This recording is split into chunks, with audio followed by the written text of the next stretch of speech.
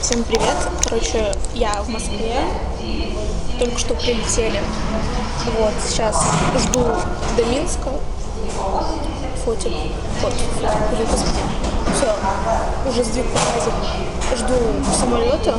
Еще дофига времени, не знаю, что делать. Что еще? Здесь дико жарко. В Домодедово жарко, так что, если что, знаете. Вот. Я не знаю, что поделать. Сейчас в кафе какое-нибудь, наверное, зайду. Улетела из Челябинска нормально. Полетели, я половину дороги спала, потому что я вообще в коматозном состоянии. Ненавижу спать в самолетах, но тем не менее я спала. Что еще?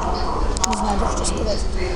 Скучно, короче говоря. В Шереметьево, не так, конечно, но ходила, посмотрела, что тут есть. Но тут меня сразу пропустили на транзитную зону, поэтому весь аэропорт посмотреть не получилось.